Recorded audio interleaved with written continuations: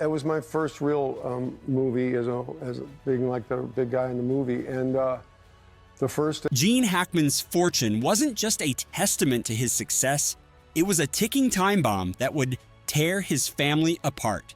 This is the untold story of how $80 million became both a blessing and a curse, forever changing the lives of those closest to Hollywood's most enigmatic star. The Poison Legacy. Gene Hackman's departure from this world wasn't marked by peace, but by the thunderous echo of his $80 million fortune. The inheritance included sprawling real estate empires, carefully hidden stock portfolios, and mysterious investments that few dared to discuss openly. Yet each dollar in this vast fortune carried a weight heavier than gold. It bought silence, harbored secrets, and funded desperate attempts at reconciliation through midnight phone calls and letters that would never reach their intended recipients. The Silent Fade. Unlike many Hollywood legends who orchestrated grand exits from the spotlight, Hackman chose a path less traveled. There were no farewell parties, no tear-stained interviews, no tell-all memoirs. Instead, he simply disappeared into the embrace of New Mexico's wilderness. Santa Fe became his sanctuary, a haven he had carefully cultivated since the 1980s. The local landscape, with its red dirt roads and whispering pine forests, provided the perfect backdrop for a star seeking to dim his own light. The New Mexico Ghost. Among the locals, Hackman became something of a myth. The tall, weathered man who cycled through the hills each day. Store clerks would squint and wonder, trying to place the familiar face that had once graced countless movie posters. Hollywood's desperate attempts to lure him back, with custom-written scripts and ambitious directors' pleading calls, crashed against the walls of silence he had built around himself. At 90, Hackman had transcended the need for fame, seeking only the serenity that had eluded him throughout his celebrated career. The Family's Burden. Behind the peaceful facade of his retirement lay a web of family tensions. His 3 children from his 30-year marriage to Faye Maltese inherited not just wealth, but decades of emotional distance. His daughter Elizabeth's public comments about her father's perpetual absence painted a portrait of a man consumed by his craft, leaving no room for bedtime stories or bicycle teaching moments. The marriage to Betsy Arakawa, a pianist 3 decades his junior, only widened the existing chasms within the family. The truth about Hackman's self-imposed exile began to surface through whispered conversations and leaked stories. His declining health, marked by concerning heart episodes and unreported cycling accidents, painted a picture of vulnerability that contrasted sharply with his strong screen presence. Family gatherings became increasingly rare, each absence speaking volumes about the price of fame and fortune in Hollywood's unforgiving landscape. The Fractured Bond. Phone calls dwindled to mere minutes, and even Christmas lost its power to reunite the family. Hackman never verbalized it, but those in his inner circle understood the crushing weight of seeing disappointment reflected in his children's eyes. His attempts at reconciliation came wrapped in material gestures, properties, financial assets, and extravagant gifts shipped from his West Coast sanctuary to his children's scattered locations. Yet money, like the countless characters he'd portrayed on screen, proved powerless in purchasing life's most precious commodities: genuine connection and heartfelt forgiveness. The Vanishing Act. The estrangement reached its crescendo with Hackman's quiet departure from Hollywood in 2004, following his final performance in Welcome to Mooseport. There were no emotional farewells to industry colleagues, no grand studio celebrations for the man they once hailed as their golden goose. Instead, Hackman disappeared like desert mist, leaving behind only whispered rumors about a solitary figure in the mountains of Santa Fe. The Recluse's Symphony. His final years played out like a melancholic sonata in the vacuum of isolation. Most days were spent in a modest wooden house, where reading, writing, and landscape painting became his sole companions. Local residents who encountered him at markets or gas stations described an almost ethereal figure, a gaunt elder whose deep-set eyes still carried the intensity that once commanded Hollywood's attention. They spoke of how he would sit for hours on his porch, watching nature's daily performance as sunset transformed the distant mountains into blazing copper towers. These moments, perhaps, were his true freedom. No artificial spotlights, no hollow acclaim, no strained relationships. Just Hackman, the whispering wind, and the weight of unspoken memories. The Shadow Fund. More intriguing were murmurs about a mysterious private fund established in the mid-1990s. Its operations remained shrouded in secrecy. The source of its wealth, its true purpose, all carefully guarded. Among recovered documents, a handwritten letter from Hackman to himself revealed a chilling truth. "I built this not to leave behind wealth, but to leave behind control." These words haunted his children, confirming their worst fears. Their father had deliberately constructed financial barriers between his fortune and his own flesh and blood. As speculation about Hackman's health intensified, Hollywood's rumor mill churned relentlessly. Some claimed he'd meticulously crafted an ironclad will years prior. Others whispered about secret charitable foundations serving as silent penance for his paternal failures. Yet, in his humble Santa Fe retreat, Hackman orchestrated his final act with characteristic precision, leaving behind not just an illustrious career, but a labyrinth of mysteries that would outlive him. As he once wrote, "The only way to end a story is to disappear from it." And disappear he did, in a manner that left the world and his family grappling with questions that would echo long after his departure. The financial labyrinth. Behind the facade of retirement, Hackman had meticulously engineered a financial masterpiece, a strategy he executed flawlessly until his final breath. Initially, his family believed the inheritance would be straightforward. A notarized, handwritten will from 2001 listed modest assets, including his Santa Fe residence, a California bank account, and his cherished vintage Hudson Hornet. The estimated value barely touched $5 million, a surprisingly modest sum for an actor of his caliber. The Hidden Empire. But as investigators peeled back layers of financial documentation, a vastly different narrative emerged. Since the 1990s, at the peak of his stardom, Hackman had quietly constructed an intricate financial web spanning real estate empires, strategic stock investments, and anonymous funds scattered across international borders. The discovery came through his longtime family lawyer, who unearthed a treasure trove of handwritten correspondence in a weathered wooden chest within Hackman's Santa Fe warehouse. The paper trail revealed investments in emerging tech ventures, vast Nevada land acquisitions, and New Mexico solar installations, all carefully concealed behind shell companies.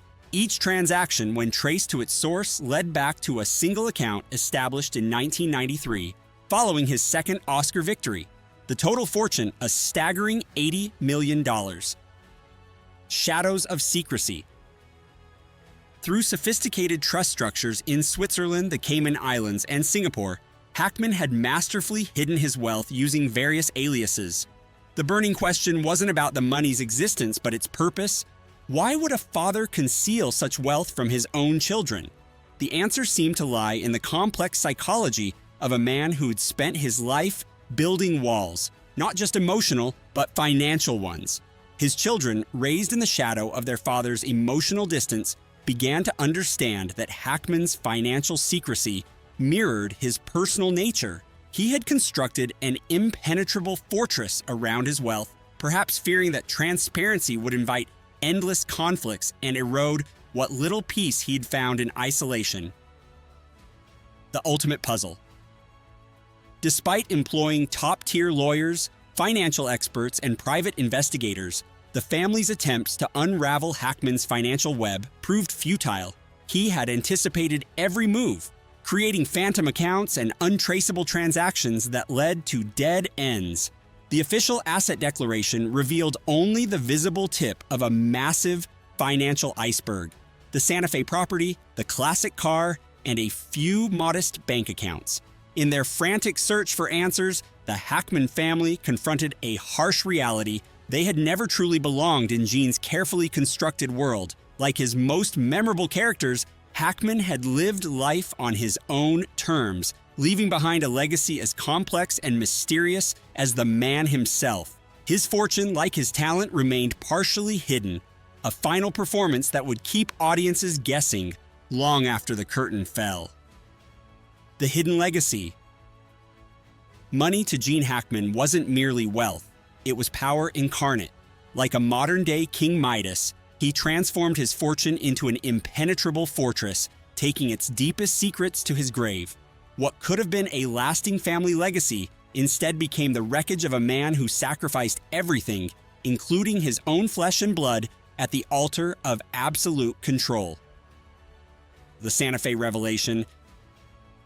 The ancient wooden door of the Santa Fe house protested with a hollow creak as the Hackman family stepped inside.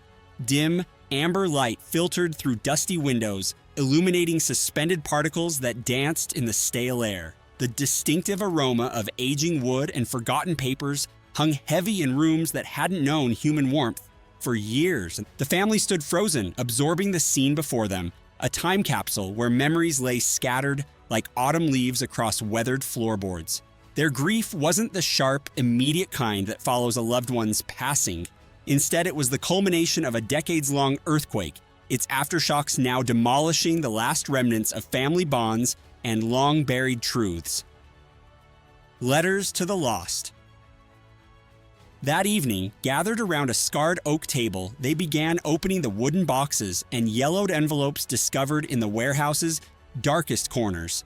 What they found wasn't the anticipated will or financial directives, but something far more haunting: handwritten letters that had never seen daylight. The first, penned in winter 1995 after filming Crimson Tide, was addressed to Christopher, his eldest son. Their relationship had been silent for 15 years, and the words cut deep. "I know I've never been the father you wanted me to be, but you have to understand.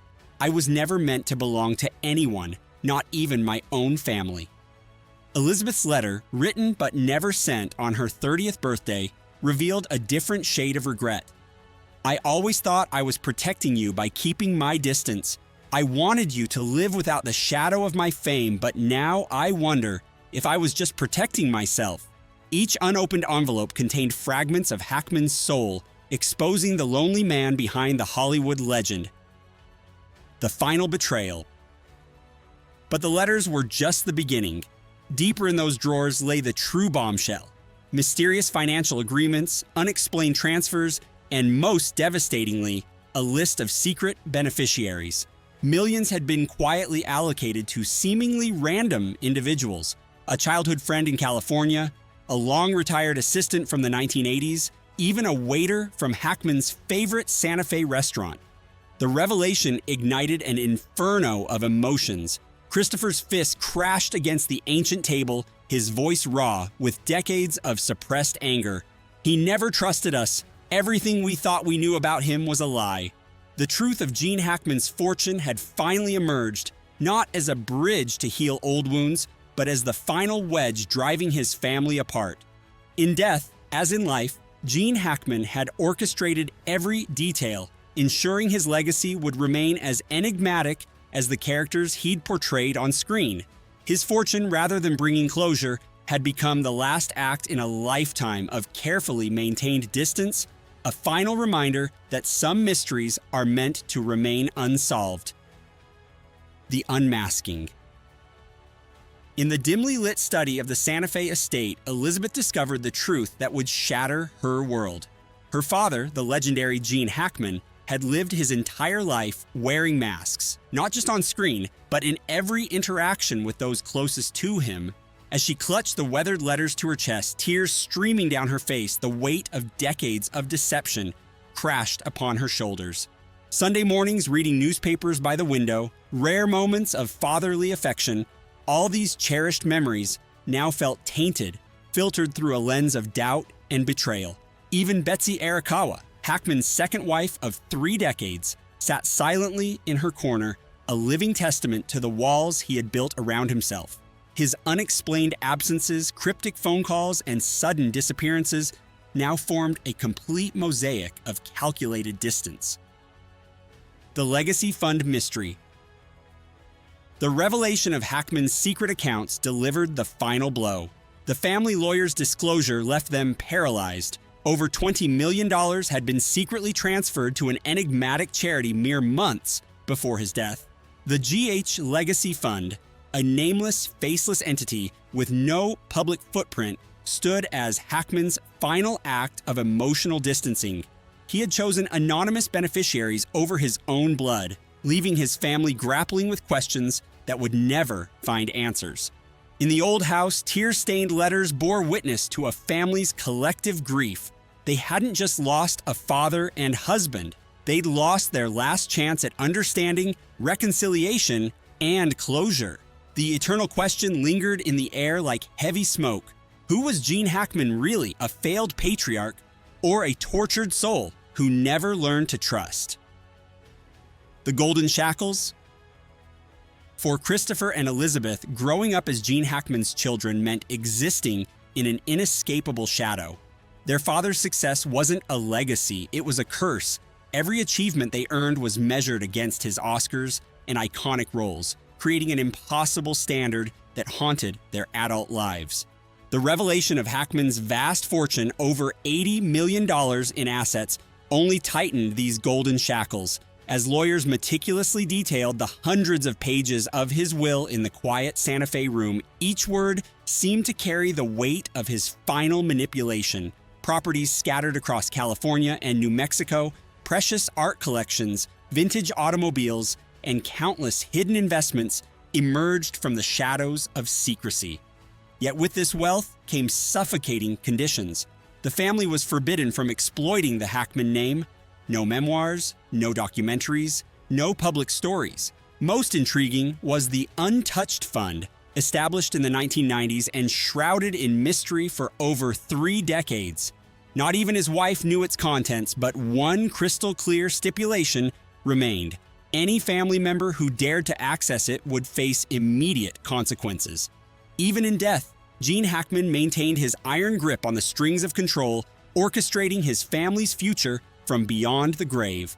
The Hackman fortune had transformed from a potential blessing into a complex web of restrictions, secrets, and silent recriminations, a fitting final act for Hollywood's most enigmatic star. The chains of control. The inheritance came with golden handcuffs, each clause a new link in the chain of control. Any family member who dared to challenge Hackman's posthumous authority would immediately forfeit their right to inherit. This forbidden zone, this sacred territory, became Hackman's final monument to absolute control, even from beyond the grave. The peaceful facade. On the surface, Gene and Betsy Arakawa's marriage appeared idyllic.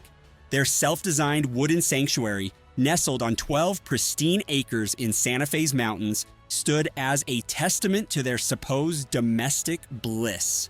Their longtime friends Daniel and Barbara Lenehan often reminisced about peaceful afternoons watching Gene at his easel while Betsy brewed tea, both seemingly content in their mountain paradise. Yet beneath this tranquil exterior lurked a darker truth. Betsy once confided to a close friend, "Gene is the perfect husband as long as I don't touch what he calls his personal legacy." This legacy transcended his film career. It was his iron-fisted control over his own narrative, a story no one else could dare to rewrite. The children's burden. Christopher, the eldest son, bore the heaviest weight of the Hackman name. His dreams of directing withered under his father's overwhelming shadow. Every film set became a battlefield where he fought against becoming a mere reflection of Gene Hackman. Even his escape into business proved futile. Expectant eyes followed him everywhere, suffocating his individuality under the weight of his father's legacy. Elizabeth, the youngest, who had always found solace in unfinished paintings, discovered her final hope for freedom crushed by the cold legal document. The will contained no personal messages, no words of love or guidance, only rules, clauses, and threats of disinheritance. The fortune became an anchor, dragging each child deeper into an ocean of expectations where their father's ghost kept silent watch. The untouchable mystery. whispers of an untouched fund circulated through Hollywood's elite circles. Some claimed Hackman had secretly funneled millions into off-books investments. Others suggested anonymous charities operating under assumed names. Even Hackman's lawyer admitted ignorance about these hidden assets. Betsy's attempts to uncover the truth were met with the same cryptic response. There are things you shouldn't know, and neither should our children. The final discovery. The study on the second floor, forbidden to all for decades, finally revealed its secrets. Behind the ancient oak door lay Hackman's true legacy: dust-covered manuscripts, trembling diary entries, and mysterious financial records hinting at shadowy connections to Hollywood's underground. Among these artifacts, they discovered his greatest unrealized dream, not just to act, but to direct his own life story. The vast fortune had achieved its intended purpose, not to provide for his family, but to maintain control over his narrative, even after death. In the end, Gene Hackman's greatest performance wasn't on screen, but in the elaborate web of secrets and control he left behind, ensuring his story would remain forever his own. The Secret Room's revelations. Among the dusty documents discovered in Hackman's private study were at least 3 unfinished scripts. The last one, in particular, left the Hackman family breathless. It began with a haunting confession: "If there is an afterlife, I want to be born without anyone knowing who I am." According to Hackman's meticulous notes, this script was a thinly veiled autobiography chronicling his extraordinary journey from a struggling Marine to Oscar-winning legend. But unlike his public persona, this version didn't shy away from the darker corners: the fractures in his first marriage, his children's silent tears, and the shadowy deals that kept the Hackman name gleaming in Hollywood's spotlight. The private dialogues. In the margins of these manuscripts, Hackman engaged in raw dialogue with himself. "Being famous sometimes means selling your soul," one note read. "How many people have I betrayed to keep the name Gene Hackman?" These unfinished works never saw the light of day, instead joining countless other abandoned dreams in the graveyard of Hackman's creative ambitions. The family also uncovered 4 personal diaries spanning from 1995 to 2022. The early pages sparkled with tender memories of life with Betsy Arakawa, spontaneous adventures across Japan, France, and Italy, where Hackman claimed he could finally breathe as just another person, not a Hollywood icon. But as time marched forward, the writing grew increasingly erratic, the pages often stained with what appeared to be tears or the product of trembling hands during sleepless nights. The Midnight Confessions. December 23rd, 2005. "Christopher didn't call. I can't blame him. I once told him he'd never escape my shadow. Now I realize I'm the shadow that's been haunting my son, never letting go." August 4th, 2016. "Betsy sleeps peacefully beside me, but rest eludes me. I fear this house will become a battlefield when I'm gone. The secrets I've buried. I pray for forgiveness, but I don't expect it." Some pages were violently torn out, leaving only deep pen impressions, as if Hackman had written truths too dangerous to exist, even in private. The Financial Labyrinth's darkest corner. Perhaps most disturbing were the financial documents discovered in the secret room. Beyond conventional investments in real estate and stocks lay millions in transfers to obscure private funds, primarily dating from the late 90s, as Hackman gradually withdrew from Hollywood. The most shocking revelation was the recurring name of Frankie the Fox Catalano, a notorious Hollywood mafia boss previously investigated for money laundering and film industry manipulation. Industry insiders whispered that Hackman and Frankie's relationship stretched back to the 70s during his New York filming days. A cryptic note in Hackman's handwriting simply stated, "Old debts paid one way or another." The mystery deepened as investigators uncovered a complex web of shell companies, most bearing Catalano's fingerprints. Even Betsy, Hackman's closest confidant, had been kept in the dark about these connections. When the truth emerged, she retreated from public view, her unwavering faith in her husband shattered by decades of deception. As each diary page, unfinished script, and suspicious transaction came to light, they formed a silent confession where Hackman admitted to himself, "I am a legend on screen, but a liar in life." The quiet funeral marked not just the end of Gene Hackman, but the beginning of a legacy tainted by secrets that would continue to haunt his family for generations to come. The final legacy.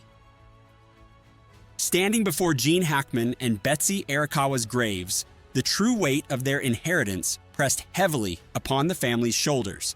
The $80 million fortune, sprawling mansions from California to New Mexico, and the gleaming Oscar statuettes seemed hollow compared to the emotional void they represented. Each asset told a story of distance, of opportunities lost, of a father who chose fame over family. The unspoken truth. The lawyer's clinical reading of the will couldn't mask the deeper tragedy unfolding. Behind every carefully worded clause lay decades of strained relationships, of children who grew up feeling like imperfect reflections of their father's greatness. Christopher, Elizabeth, and Leslie each carried their own scars, their own versions of what it meant to be a Hackman. The discovery of unsent letters in his personal diary revealed a man trapped in his own regret. Each began with "I'm sorry," but these belated apologies remained forever sealed, much like their father's heart. Hackman's love for his children existed in theory, but in practice, it was as cold as the studio lights that had illuminated his legendary career. Living in the shadow. Christopher Hackman, the eldest son, spent countless nights analyzing his father's films, desperately searching for glimpses of the real man behind the performances. But the silver screen only reflected what Gene wanted the world to see, a carefully constructed facade that kept even his closest family at arm's length. The Legacy Fund, as it came to be known, revealed Hackman's true nature. $10 million, anonymously donated to establish scholarships and schools for underprivileged children across America. The fund's name, The Other Gene, spoke volumes, a reference to the poor boy who once dreamed of having intact shoes, who worked as a waiter, who understood the bitter taste of poverty. The final message. In his last letter to his personal lawyer, Hackman wrote words that would haunt his family forever. "If I could relive my life, I would want to start in a place where no one knows I'm Gene Hackman. I want to be a normal child with shoes that aren't torn, with meals without worrying about tomorrow." This posthumous confession served as both an explanation and an apology, a father's attempt to help his children understand that his emotional distance stemmed from his own damaged past. The true inheritance wasn't in the mansions or the millions. It lay in the tears shed during family movie nights, in the magazine clippings children collected of their distant father, in the weight of expectations that money could never lift. Gene Hackman's departure left behind not just a fortune, but a complex tapestry of regret, redemption, and the eternal question of whether success was worth the price of isolation.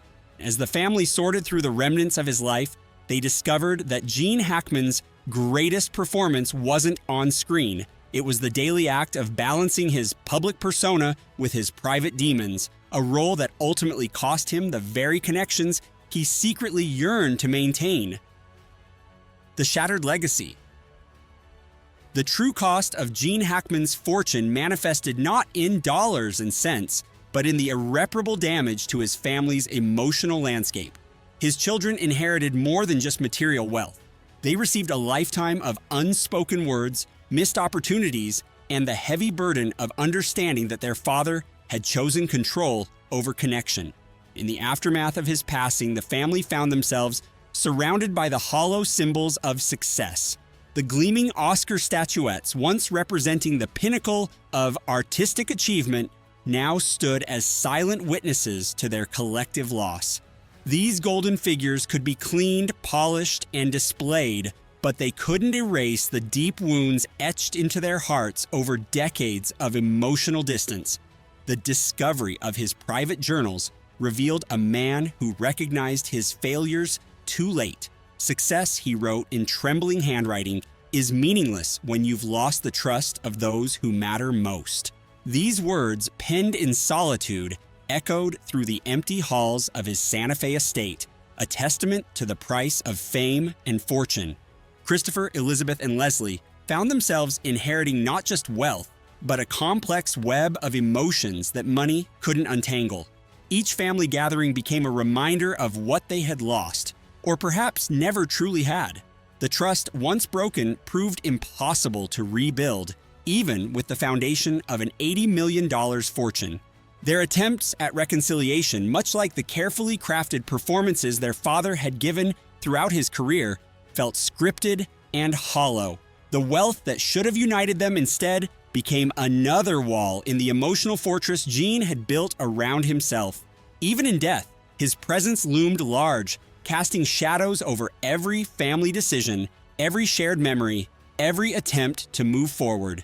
Gene Hackman's story serves as a powerful reminder that true wealth lies not in bank accounts or property deeds, but in the bonds we forge with those we love. His legacy, forever tainted by secrets and control, continues to echo through Hollywood's halls, a cautionary tale of fortune's true cost.